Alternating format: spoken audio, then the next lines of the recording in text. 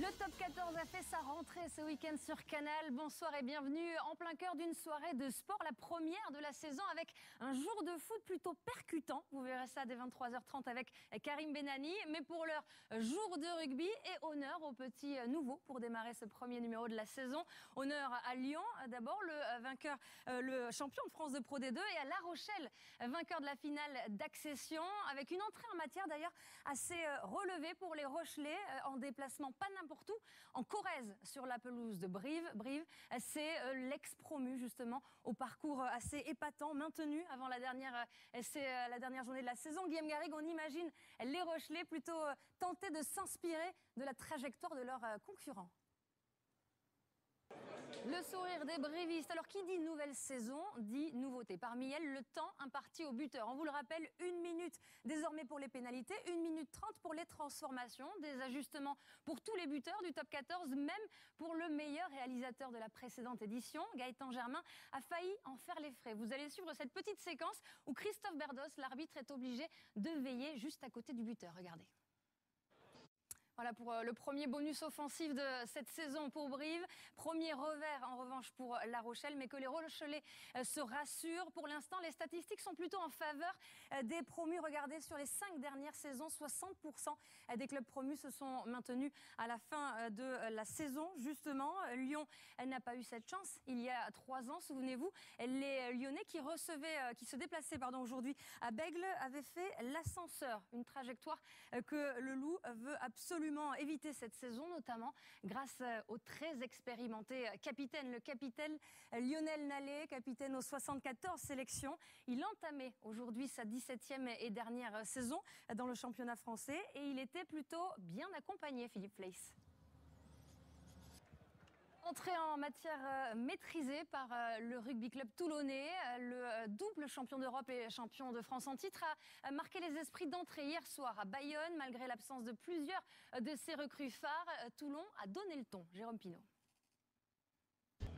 Et derrière Toulon, le champion, son dauphin, Castres, recevait le Stade Français sans ses internationaux tricolores, ou presque.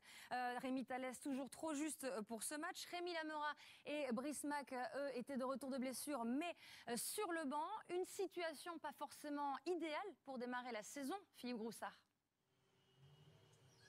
Oui. Difficile pour les Castrés, Philippe Groussard. Grande joie, on imagine, du côté du Stade Français. La voilà, la première victoire à l'extérieur. Pas forcément celle qu'on attendait lors de cette première journée. Ils avancent cachés, mais ils se prennent en photo. Regardez cette petite image sympa pour clôturer cette victoire à l'extérieur du Stade Français Paris. Voilà le retour en avion affrété pour revenir à Paris. Et oui, pas de feria de Béziers malgré cette belle victoire. Alors on l'a vu, pas mal de nouveaux visages déjà dans ce premier numéro de Jour de rugby. Et côté Mercato, Canal+ n'est pas en reste. 2 nouvelles recrues pour renforcer l'équipe cette saison, à commencer par Marie-Alice Yaé, l'ancienne capitaine du 15 de France féminin. Elle rejoint l'équipe des commentateurs. Elle débutera dès vendredi pour Bayonne-Oyonnax. On l'a vu d'ailleurs studieuse aujourd'hui dans les tribunes de Bègles. Voilà, il faut dire qu'elle sera également conviée régulièrement à la table des spécialistes rugby. Premier numéro à suivre. Notez le rendez-vous vendredi 22 août à 19h30 sur Canal+ Sport. Et puis vous le voyez, une nouvelle tête là aussi, c'est Pierre Berbizier qui a inauguré sa saison de consultant Canal aujourd'hui du de France. Il était aux premières loges pour assister aux retrouvailles entre Clermont et Grenoble. 2 clubs qui ont eu du mal à digérer leur fin de saison. 2 clubs revanchards. Analyse, réaction et images avec Nicolas Dupin de Bessa. Au rugby, il y a les bagarres générales. Au football, il y a désormais les règlements de compte. C'est l'image de cette 2e journée de Ligue 1. Regardez, Thiago Motta, le nez en sang. On va voir dès 23h30. On y reviendra. Mais d'abord, le rugby, la suite de Jour de rugby et les débuts du Stade Toulousain qui recevait Oyonnax après 2 saisons blanches qui ont laissé des traces. Toulouse veut retrouver son statut. Le mercato le prouve. Toulouse active sur le marché des transferts avec notamment l'arrivée de Toby Flood, le demi d'ouverture du 15 d'Angleterre aux 60 sélections, vice-champion du monde en 2007, vainqueur du tournoi des 6 nations en 2011. Toby Flood en tête d'un mercato très ambitieux, Frédéric Viard. C'est ce qu'on appelle de l'efficacité. Toby Flood, pour son tout premier match sous ses nouvelles couleurs, a été auteur de tous les points de Toulouse aujourd'hui, tous les points de son équipe, 20 points au total et surtout, c'est lui qui arrache la victoire dans les toutes dernières minutes. Justement, Jean-Baptiste Esculier est allé à sa rencontre, sa réaction.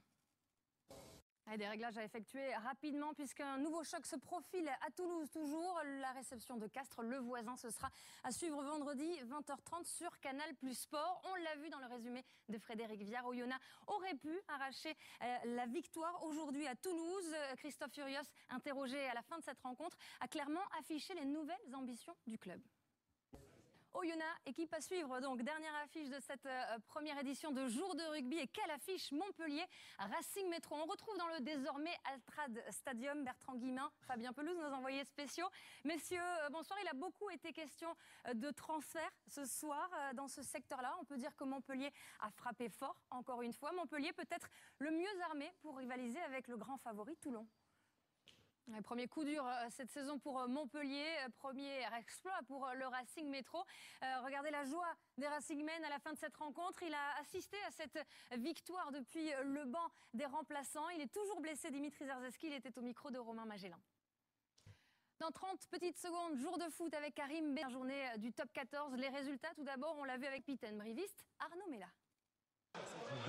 Voilà, Brive à suivre lors de la prochaine journée. Merci de nous avoir suivis. Tout de suite, jour de foot. Salut. Soir à Bayonne, malgré l'absence de plusieurs de ses recrues phares, Toulon a donné le ton. Jérôme Pinault. Et derrière Toulon, le champion, son dauphin, Castres recevait le Stade Français sans ses internationaux tricolores, ou presque. Rémi Thalès, toujours trop juste pour ce match. Rémi Lamora et Brice Mac, eux, étaient de retour de blessure, mais sur le banc. Une situation pas forcément idéale pour démarrer la saison, Philippe Groussard. Difficile pour les Castrés, Philippe Groussard, grande joie on imagine du côté du Stade Français. La voilà, la première victoire à l'extérieur, pas forcément celle qu'on attendait lors de cette première journée.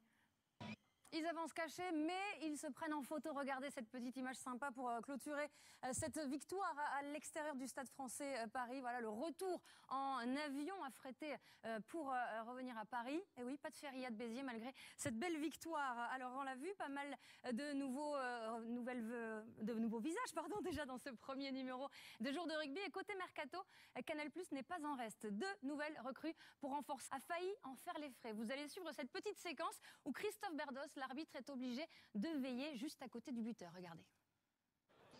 Voilà pour le premier bonus offensif de cette saison pour Brive.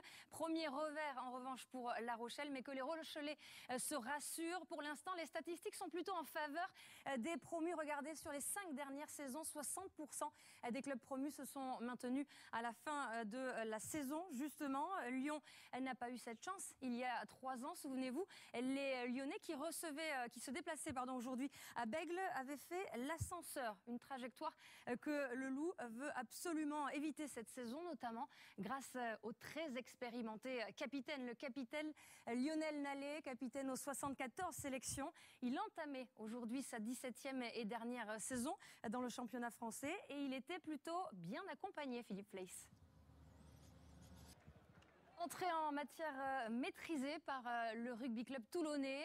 Le double champion d'Europe et champion de France en titre a marqué les esprits d'entrée. Hier, c'est l'équipe cette saison, à commencer par Marie-Alice Yaé, l'ancienne capitaine du 15 de France féminin. Elle rejoint l'équipe des commentateurs. Elle débutera dès vendredi pour Bayonne-Oyonnax. On l'a vu d'ailleurs studieuse aujourd'hui dans les tribunes de Bègles. Voilà, il faut dire qu'elle sera également conviée régulièrement à la table des spécialistes rugby. Premier numéro à suivre, notez le rendez-vous vendredi 22 août à 19h30 sur Canal Plus Sport. Et puis vous le voyez, une nouvelle tête là aussi, c'est Pierre Berbizier qui a inauguré sa saison de consultant Canal aujourd'hui du Coupe de France. Il était aux premières loges pour assister aux retrouvailles entre Clermont et Grenoble, 2 clubs qui ont eu du mal à digérer leur fin de saison, 2 clubs revanchards. Analyse, réaction et images avec Nicolas Dupin de Bessa. Au rugby, il y a les bagarres générales. Au football, il y a désormais les règlements de compte. C'est l'image de cette 2e journée de Ligue 1. Regardez, Thiago Motta, le nez en sang. On va voir dès 23h30. On y reviendra. Mais d'abord, le rugby, la suite de Jour de rugby et les débuts du stade. Le top 14 a fait sa rentrée ce week-end sur Canal. Bonsoir et bienvenue en plein cœur d'une soirée de sport, la première de la saison avec un jour de foot plutôt percutant. Vous verrez ça dès 23h30 avec Karim Benani. Mais pour l'heure, jour de rugby et honneur aux petits nouveaux pour démarrer ce premier numéro de la saison. Honneur à Lyon, d'abord le vainqueur, le champion de France de Pro D2 et à La Rochelle, vainqueur de la finale d'accession avec une entrée en matière d'ailleurs assez relevée pour les Rochelais en déplacement pas n'importe où, en Corrèze, sur la pelouse de Brive. Brive, c'est l'ex-promu justement au parcours assez épatant, maintenu avant la dernière journée de la saison. Guillaume Garrigue, on imagine les Rochelais plutôt tenter de s'inspirer de la trajectoire de leurs concurrents. Le sourire des brivistes. Alors, qui dit nouvelle saison, dit nouveauté. Parmi elles, le temps imparti aux buteurs. On vous le rappelle, 1 minute désormais pour les pénalités, 1 minute 30 pour les transformations. Des ajustements pour tous les buteurs du top 14, même pour le meilleur réalisateur de la précédente édition, Gaëtan Germain, Toulousain, qui recevait Oyonnax après 2 saisons blanches qui ont laissé des traces. Toulouse veut retrouver son statut. Le mercato le prouve. Toulouse active sur le marché des transferts avec notamment l'arrivée de Toby Flood, le demi d'ouverture du 15 d'Angleterre aux 60 sélections, vice-champion du monde en 2007, vainqueur du tournoi des 6 nations en 2011. Toby Flood en tête d'un mercato très ambitieux, Frédéric Viard. C'est ce qu'on appelle de l'efficacité. Toby Flood, pour son tout premier match sous ses nouvelles couleurs, a été auteur de tous les points de Toulouse aujourd'hui, tous les points de son équipe, 20 points au total et surtout, c'est lui qui arrache la victoire dans les toutes dernières minutes. Justement, Jean-Baptiste Esculier est allé à sa rencontre, sa réaction. Et des réglages à effectuer rapidement puisqu'un nouveau choc se profile à Toulouse toujours. La réception de Castres, le voisin, ce sera à suivre vendredi 20h30 sur Canal Plus Sport. On l'a vu dans le résumé de Frédéric Viard. Oyonnax aurait pu arracher la victoire aujourd'hui à Toulouse. Christophe Furios interrogé